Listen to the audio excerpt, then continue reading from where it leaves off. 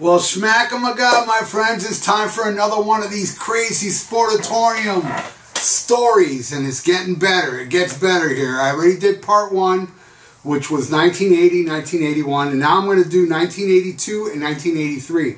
I only saw 3 concerts at the Sportatorium in 83, but in 82. In 83, I saw more. All right.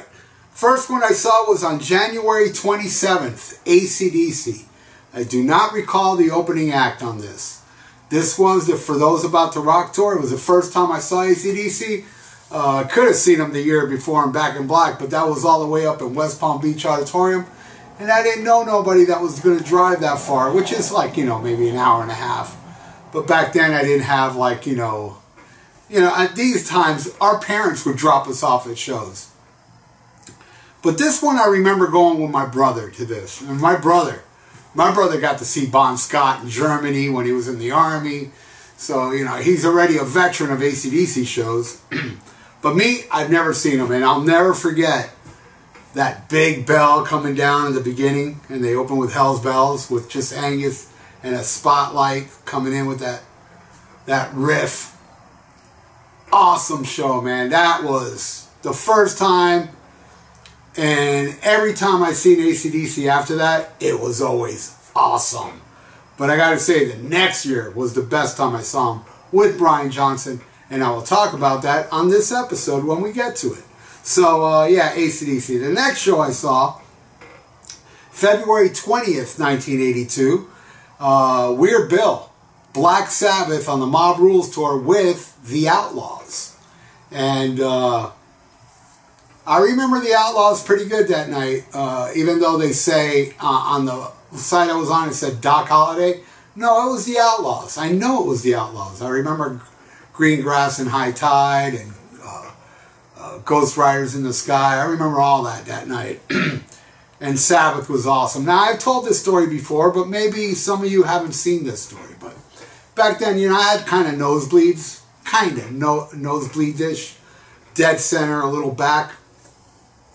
And we used to take binoculars to shows, to see them close up and stuff. And I'll never forget, the one memory I have of that night was the hippie sitting next to me, man, saying, "Hey, man, can I borrow your binoculars for Iron Man?"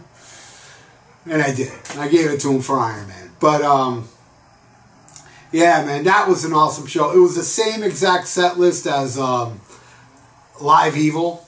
So I was a little disappointed, to tell you the truth. Well, very disappointed that they didn't play Country Girl.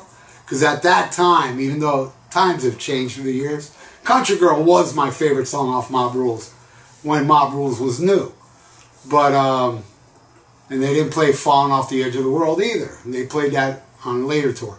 But, though I did see them do Falling Off the Edge of the World later on, when they were Heaven and Hell. And, awesome show. I remember the version of NIB, which I'm not crazy about when Ronnie does Ozzy songs, but I remember that night, NIB was way better. I wish I had a bootleg of that show. Anybody got a bootleg of the Sportatorium, Black Sabbath? I would love to hear the way he did NIB that night. It was amazing. He was like, "Go into feel," just Ronnie's voice. He really delivered it on that song, and I don't know why he didn't sing it like that on the Live Evil album. Because I'm not a fan of the Live Evil songs where he does the Ozzy stuff, except for the song Black Sabbath. I absolutely love that. Great show. All right, December 10th, 1982. Now, mind you, I'm only talking about Sportatorium. The day before, which is December 9th, I saw Judas Priest at Sunrise Musical Theater. I should talk about that in a future episode of my Sunrise shows. That'd be a good idea, because I saw a lot of Sunrise Musical Theater shows. But Van Halen. Van Halen played 2 nights at the Sportatorium. The night of Judas Priest, the 9th and the 10th. Now, the 9th I went to Priest, the 10th I went to go see Van Halen. And what a show. What a stellar performance. Diver Down tour. I was all the way up front, and when Dave drank that Jack Daniels bottles and he threw it on the crowd, Like, I drank a little of it, and let me tell you, it was Jack Daniels. It was not iced tea, which a lot of people think. Where he might have. He might have drank some iced tea in that bottle, but I know that night at the Sportatorium, Dave was drinking Jack. And, man, I remember Eddie doing that long slide across the stage. I think it was during Little Guitars. And stellar performance. I don't remember who opened, but it sucked. I mean, Van Halen with Dave only brought shitty opening acts to South Florida. And I don't remember. What I do remember so much of that show, I think it's Emerson, Lake and Palmer, that song, Ooh, What a Lucky Man He Was. They played that so loud before Van Halen came out. Ooh, what a lucky man he was. Like, really, really, really loud on the amplifiers. It was like, damn. Like, it was even louder than Van Halen. It was insane how they played that so loud, man. And I was all the way up front, man. And I snuck up to that one. That one, I remember I did not have tickets that close to the stage, and I ended up sneaking up. And I was like, you know, because he had a little ramp thing. Not that extended out, but it was a little bit, and I was there with a bunch of people. Close enough for him to throw shit on us. And he made out with a girl that night. I remember he dragged a girl out from the audience and made out with her. And also at another part, he like yelled at some guy at the audience saying, "I'm going to fuck your girlfriend, pal." The best live band ever. Van Halen. So stellar. So incredible. Diver Down Tour. Alright, that's all I saw in 1982. Now in 1983, the first show I saw, which was a postponement, February 25th. Oh, no, this wasn't the postponement. I'm sorry. February 25th was Ozzy and Vandenberg. And before we got to the show, our friend saw Vandenberg fishing. There was like a canal there, and they were fishing. And they were great. I'll never forget that big Vandenberg banner. You know, the album cover was the big banner behind them. And I love Vandenberg. That first album, that was the album they were touring on, you know, with Your Love Is in Vain, Back on My Feet Again, Wait Till the Shit Hits the Fan, and what's the damn heart? This down that heart of mine. Great album, man. And Ozzy was great too, though. I saw him with Randy prior, and that was a better show. Ozzy had very, very short hair at the time, and because he shaved his head, but it was coming in a little bit. And it was the Speak of the Devil tour, but it was Jakey Lee, not Brad Gillis. So that was a Jakey Lee show, which pretty sure was after the US Festival. Yeah, it was, because US Festival was in 82, right? I'm pretty sure it was 82. But it was February 25th, Ozzy and Vandenberg. Now, crazy stories I don't have yet. I just remember going to these shows and just loving them. Next one was March 17th, Rush on the Signals tour. Now, this was great too. I don't remember who opened that show at all. I don't. The website doesn't say it. But I remember I liked that show a lot. Analog Kid. They did a lot off Signals, and I love Signal. I think that's an awesome album. And it was a great show. Now, the next one I know I got high at. So, yes, I started getting high around this time. It was March 20th. Def Leppard and Crocus. And this was Crocus on the Headhunter tour. What an awesome album Headhunter is. And Def Leppard on the Pyromania tour. Def Leppard was blowing up at the time. And I saw Crocus before this, open for Rainbow at the West Palm Beach Auditorium in 1982. So, you know, there's shows I saw in between these shows. And Crocus was awesome. I thought they were great. And, you know, they were just, they were one of those up-and-coming bands. And then the next album, The Blitz, they tried to be Pyromania, and it just didn't work. But Headhunter, One Vice at a Time, Metal Rendezvous, all awesome albums. Hardware. And they kicked ass. Def Leppard was awesome too, though. I saw Def Leppard prior with Pete Willis with Ozzy. That was more rip-roaring. And they were just on stage for about 50 minutes. But I'm not slamming this show. This show was awesome. They still played stuff from the first album. They did On Through the Night. And they did Wasted. I think that's all they did from that album. But they played a lot of High and Dry and Mirror Mirror they did that night, which they didn't do when they opened for Ozzy. And I remember Die Hard to Hunter and what else? Billy Got a Gun. They opened up with Rock Rock Till You Drop. I remember Joe Elliott getting up on the scaffold and shining the spotlight on the crowd. And I went with my friend Eve, who I'm still friends with, and Bobes, who I'm not friends with. But, you know, we didn't have a falling out. It's just, you know, we went our own paths. But, you know, it's just a group of people. And, yeah, I know I have a picture of that show, but probably you're not going to see it on here because it's probably not in my computer. But I do remember taking pictures of all of us with Eve and taking some pictures of Def Leppard and Crocus. I think I got a picture of Crocus that night. But, yeah, I remember we were stoned. We were smoking the weed that night. And it was an awesome show. All right, the next one, a crazy thing happened. Yes. It was September 3rd, and it was a night with Styx, no opening act. Kilroy Was Here tour. It wasn't that good. You know, they started the show with a movie with, you know, Mr. Roboto and all this crazy shit, and I'm not a fan of that album. That album's just terrible.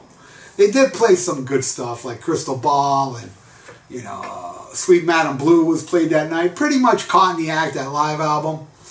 But I went with my friend, Little John, and the person that gave us a ride was Richard LePage, and he gave us a ride to the show. And after the show, even before the show ended, Richard left and left me and John there. And as if you know my last episode where I talked about Sportatorium was in the middle of woods, like miles and miles and miles of woods. So we were left there, man, and we had to walk home. And it was pretty much my very first lame show. I remember too, people were sitting down during it. Everybody was sitting down during the whole show. It was lame. But Little John and I walked home. And we got home like a day later. My parents beat my ass, but right when we got home, and I'm not a violent guy. I am not violent. But when we got home, Richard LePage, who lived right across the street from me, was out there washing his car. And I'm dead tired. Me and John just walked. And John lived on the beach. And I had to walk him to the bus. But we first went to my house. And before I walked in, there was Richard LePage washing his car. And it was like that scene in Goodfellas where, you know, Ray Liotta walks across the street, just decks the dude. Though I didn't go that crazy on him. I just went across the street and decked him. I just, bam, and walked away. Walked back like all pissed. And tired, you know. And then I walked John to the bus stop, and then I came home, and oh, that was a disaster. I don't remember getting high that night. All right, the next one I do remember getting high at. October 14th. Oh, this was good. Iron Maiden. The first time I got to see Iron Maiden, the first time Iron Maiden came to South Florida was on the Peace of Mind tour. And opening act was Quiet Riot. And Quiet Riot was freaking amazing, man. This was the year of Quiet Riot. You know, this is the Mental Health. I think, yeah, it was the month after this Mental Health hit #1, but already Come On Feel the Noise was giving it traction and it was going up the charts. And they were amazing. I never saw Quiet Riot that good. I seen them after that and it was like whatever, but that show, the planets were aligned and they kicked ass. And then Iron Maiden came out and I took pictures. And I do have those pictures on my computer so you can see some of the pictures I took, or maybe a couple pictures I took of that show. I was pretty close back in those days. You know, we used to, you know, sneak up front or sneak close. I think I had some decent tickets for that show, but I got closer. And yeah, I remember getting high at that show too, just smoking weed, no liquor involved. But I remember that. Then after that, yes, I got high for this one too. November 25th, AC/DC, Flick of the Switch tour with Fastway. And Fastway, again, I remember that backdrop. They had the checker backdrop. Love Fastway. Love that first album. They were touring on that first album. It just ripped. It was just ripping. I'm so happy I got to see Fastway at least once, you know. And on that tour, the best album, you know. And they were great. And then AC/DC came out. And that was Flick of the Switch tour, which I love that album. And the show starts with a guitar solo. Angus is up on the amps, just ripping on the guitar, and then he's like, "Darn it." They go into Guns for Hire, and he jumps off. And that was the best time I saw AC/DC with Brian Johnson. Because I thought the one they did with Axl Rose was even better because of the set list, and Axl really kicked ass that night. All right, now the last show, and the last episode, something crazy happened at that Rush show, the Riot. Something crazy happened at this one. And this was December 30th. It was Kiss, Pat Travers, and Axe. We got polluted drunk. I remember this one. We were drunk as fuck. And yeah, we were dumb, and we drove to the show drunk. Thank God we didn't get in no accident. But I was with my friend. I was with Eve, Little John, Justin. You know, all these people you don't know. And Little John was really fucked up, and he had Quaaludes on him. He took Quaaludes, and we all took Quaaludes. We were quayed out that night. It was Quaaludes and liquor. And we get to the show, we're fucked up, we're stumbling up there, you know, but John's a little extra fucked up, right? And we're in the crowd, and John is screaming Ozzy from the top of his lungs, even though it's a Kiss show. He's screaming out Ozzy. And then Eve says to John, chill out, the cops are there. And he goes, fuck the cops. And they were right there, and they heard him. And we were like, uh-oh, and the cops came, they threw him against the car, they searched him, they found Quaaludes on him, threw him in the back of the cop car, and we saw John taking off. We were like, damn, man.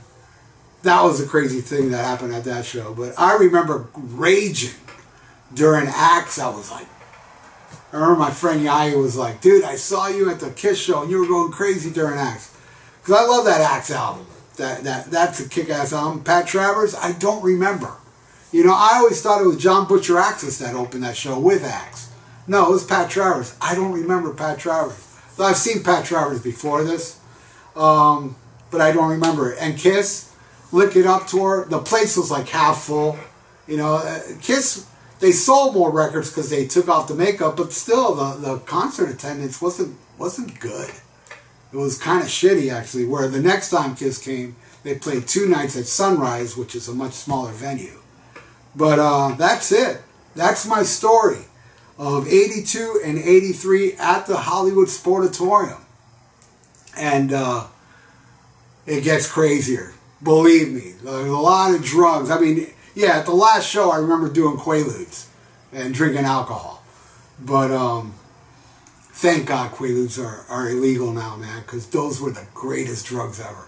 I loved running into walls on Quaaludes. How weird is that? I'd feel it the next day. I'm like, ow, but hitting a wall on Quaaludes, it felt like this rush. It was like, ah. And I loved running into walls.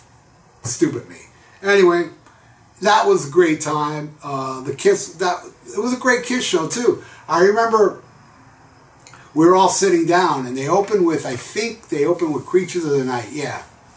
And everybody was sitting down, and then after that, Paul Stanley made us all stand up. Stand up, we're at a rock show, blah, blah. We all got up, and they went into Detroit Rock City. It was a kick-ass show. Creatures of the Night was much better, but not much better, but it was better. But they had the same stage as Creatures of the Night with the tank and stuff.